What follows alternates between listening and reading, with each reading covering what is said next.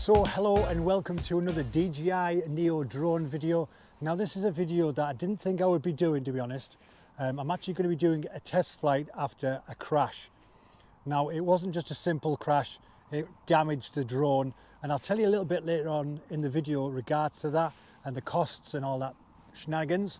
But today I'm just going to do a test flight. Now I have been messing around with this since I've been doing these DJI Neo Drone videos.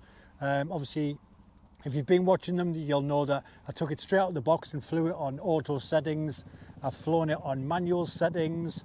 I've tested filters, the return to home.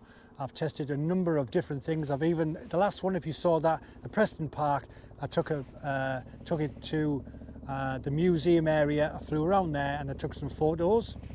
Now I hope you can hear me over the Chinook, because there's a Chinook testing over the area and it keeps sort of flying up and down, and EasyJet seem to be in our flight path as well, or we're in their flight path. So I just wanted firstly to thank everybody that's been following me in regards to this little drone and giving me some excellent advice and tips on what I should be doing. And I've made a couple of mistakes, and the crash has obviously cost me dearly. Yeah, I'm going to get into that. But someone mentioned about the noise in my videos, and I got a bit of a misunderstanding in regards to settings. I put it to -1, and I was flying around expecting the minus to take out noise, but I think that's actually adding noise. So today I'm going to do a test flight in regards to -1 setting, and also going up further to +2 to see how that changes things around this area with trees and with an annoying Chinook right above our heads. So hopefully you'll be able to see the noise of the trees, and hopefully when I put it up to +2, it should take out that noise completely. So without further ado, let's get this in the air and get that first test of the noise test done. And then after that, I'll do a side-by-side, and then I'll tell you more about the cost of getting this thing fixed. So see you in a second. Right, okay, in the introduction I mentioned that the noise goes up to +2, and when I've gone back into it, it actually goes to +1. So this is currently on -1. I'm going to do a little flight around here to show you the trees, because it's usually the tree area that brings the most noise and looks sort of horrible and pixelated. I've got no filter on here, it's all just to do with the noise today. And without further ado, I'll get it flying and we'll see it on -1, and then I'll bring it back and I'll take it to +1, and we'll see if it takes some of that noise out of those trees. So I'm going to take you to the drone footage now, and we're going to head on over here and check over these trees area.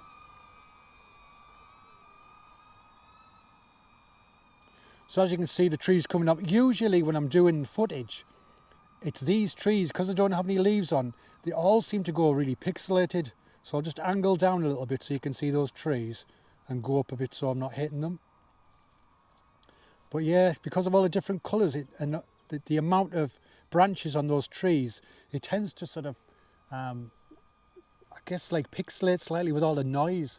And that's the thing that I was having the most trouble with. And people were commenting on my videos saying, oh, you need to sort out the noise, or you need to drop the ISO, or you need to drop the other like settings. And I wasn't too sure what the best method is, because obviously you can't just set the drone to one particular setting for everything. You've got to change it all the time, and I understand that.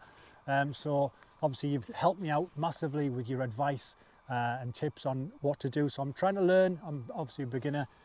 So we'll just head over here, over these houses. There is some sunlight behind me, so when I bring it back it might be a bit of a glare, but I'll bring this round. I'm just sort of being a bit more careful over the trees since they had the crash. As I say, I will talk about that a little bit later on. As you can see there, there's the sun, so it's going to be a bit of a glare. Once I get it back over here, I'm going to bring it down. So there we are, and you should be able to see me in a moment. There I am down there in the darkness. Right, I'll turn it around. There's my son over there. And then I'll just sort of do a little slow flight around here. Bring the gimbal up a little bit and just do a little fly along the grass, see if that brings up any of the noise as well.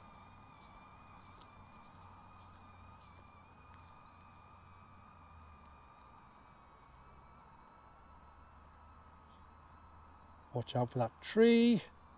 Then I'll bring it back over to where I am, and then I'll change the settings to the +1 on the noise, and I'll try and do a similar thing, similar route. So I'll bring the map up and do that, so I will be with you shortly. Right, okay, so this is test number 2. This is on number 1 noise, so this is +1. I'm going to try and do the similar pathway over those trees near the houses, bring it around and then fly over the grass, just to see what the difference is between the two. And then what I might do is I'll do a video again, but have them side by side so you can see them, to see the difference between the two settings. Right, okay, so here we go over to those trees. I'll bring it up like I did before and angle the gimbal down on those trees. Like, I get plenty of comments on my videos in regard to the noise and the quality and the ISO and the shutter speed and things like that, and they can see that obviously it doesn't look amazing, and obviously I am a beginner, so I am learning as I'm going on these particular things. But as you can see in the video there, this is usually where it all pixelates because of all the branches and all of the brown and everything. It does seem to have a bit of an issue. So I'm hoping that having it on +1 is going to make it look a little bit smoother, a little bit better in the video. So I'm going to bring it back over here, and then I'll do the grass footage. So there it is coming down. We're just over this area. Try not to get that bird attacking it. There seems to be a bird flying over it. Right, okay, and I'm going to fly across here and hopefully get the same sort of angle and everything around there. Right, okay, there is a bird hovering over the other side, so I'm going to need to be mindful of that as well. I'll bring the gimbal up so I can see exactly how far we off from the ground we are. Bring it over a little bit.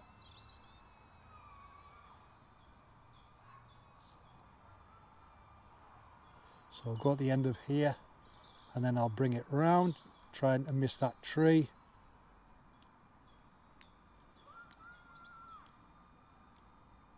And here it comes back over.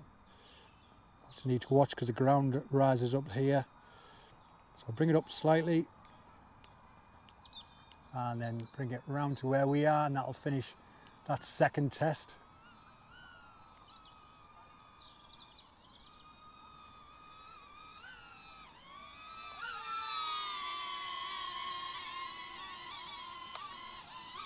Right, okay, so that was the end of the second test. I'll turn this Neo off now, and then I'll tell you all about the little crash I had and a few little other bits and pieces as well. So see you in a minute.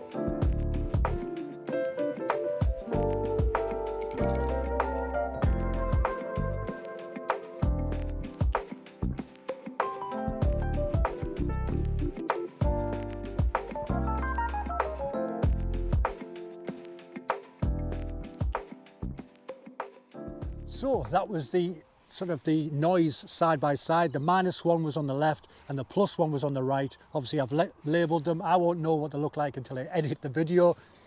So just let us know in the comments what you think. Has it made a difference or has it not? Hopefully it has, and hopefully it's going to improve the quality of my drone videos. Now, if you saw last week's video, I was at Preston Park. Now the Preston Park video was supposed to be just a small portion of a video. That's why it's only about 5 or 6 minutes long. It should have been a lot longer because I was going to go to Preston Park Museum, fly it around there as I did, and then I was planning on doing a few places in Stockton, some old ruins, some bridges, the barrage and other places around that area, just to show you different flights and different photography and different lights and different areas to make it a bit more interesting. But what happened on the Thursday when I decided to go to Stockton was I was doing the church ruins video, and unfortunately the drone didn't seem to like the church. I don't know why. Everything was fine, the signal was strong enough, I was flying it around, and basically what happened is it started to rock a little bit, and the signal dropped, and I think it was trying to return to home possibly, and because I'm a beginner I didn't really know what to do, whether to try and cancel it. So what I tried to do was to bring it straight up, because I thought if I take it straight into the air, get it up to maybe 30-40 meters in the air, out of the way of everything on the trees and everything, that hopefully it would regain the signal of the satellites, and then that way I could bring it back down, finish the little footage I had, and then continue on to the other places, which would have been the video you saw on Wednesday. But unfortunately I only could put the Preston Park part on because when it had its little wobble, it was basically flying up, and it got to a certain point, the signal dropped to about 7 or 8 satellites, and then it started doing this, and then started to fly up into it, and then go off in a different direction. So I pushed up, and it started to climb, but I don't know what, something in it took over. I don't know whether it overrode the settings that I was doing, and it was trying to return to home, but it flew up, and it basically slammed into a tree, and what happened was, I'll just take the guard off, I don't know if you can see that on there, but obviously this is the gimbal, and what happened is it smacked into it, and the gimbal and the camera was twisted, and it had gimbal overload on the actual controller. If you've had this issue, you'll know what I'm talking about, but it had an issue, and when I found the drone, luckily it was on the outskirts of the ruins, it was basically doing this. It was basically going up and down. I don't know if you can see that on there. It was basically doing that constantly, and I couldn't stop it. I couldn't recalibrate it. I didn't know what the options were. I tried turning it off and back on again like you would a computer, but that didn't seem to help at all. I looked online and people were just saying to push it back into place, and I didn't want to damage it. So what I did, I didn't have DJI Care Refresh, unfortunately. I'd already spent a fair amount on this package, so I just thought I'll be careful, it should be okay. Anyway, I sent it off on the Thursday to DJI. They received it on the Friday. They told me that it needed to be repaired because of a damaged camera and gimbal and everything, and they sent me the bill. Now the bill cost me to get this fixed was £61. Now they sent it back to me on Tuesday afternoon. I received it and I got it all set back up again, and realised that they hadn't repaired the drone whatsoever. They'd actually give me a brand new drone. Now because they gave me a brand new drone, that gave me the opportunity to opt for the DJI Care Refresh. Now if you're ever thinking about getting one of these or any drone, I would strongly recommend getting DJI Care Refresh, because it costs you, I believe for the first year it costs you £19, or if you get it for the 2-year package it costs £32. Now if you were to decide to fly this and smash it into a tree or anything and damage it beyond repair, you stick it back in its box, send it to DJI, can't speak, send it to DJI. What they'll do is they'll see that you've got the DJI Care Refresh. Once they've received the damaged drone, they'll send you a brand new one, and it'll only cost you £19 for a brand new drone. Now that pays for itself within the first year. You spend £19 on the care package, and if you end up smashing your drone up twice in that first year, that's £19 for each, so it's basically less than 60 quid for the full thing. I've gone for the 2 years, which is basically £32 for the care package, for the Care Refresh, and you get 4 drones in that 2-year period. So if I end up smashing this up again, I've got 4 chances to get it right. So hopefully that'll help people make a decision when buying a drone, and I think it gives you a bit more peace of mind knowing fine well that you don't have to be as careful. You can be a bit more sort of wild, I guess the word I'm looking for is. You can fly it around trees and everything, and if it ends up smashing into something and you damage it beyond repair and you can't fix it yourself, then at least you know you can get a brand new one for 19 quid. And as I say, for a beginner like me, I know for a fact I was careful, and obviously I've damaged it where they've had to give me a brand new one. So it just gives me a bit more of a peace of mind that in this first year I can damage it twice. I'm not going to, I'm going to try my best not to, but it means if it does get damaged, I can send it back and get a brand new one within, I think they said, turnaround around about 3 days. You send it them, they check it over and send a brand new one out, so you get it within about 3 working days, which is ideal if you're someone that likes to go out and record a lot.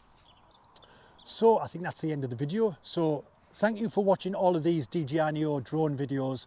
Thank you so much for all of you that give me tips and advice and anything to do with this little drone in regards to settings and things like that. It is muchly appreciated, and it helps me sort of do better videos, and I'm hope that I inspire, or at least give some hope to those that are beginners just like me, to get out there and just enjoy the drone and fly it all over and not worry too much about smashing into a tree.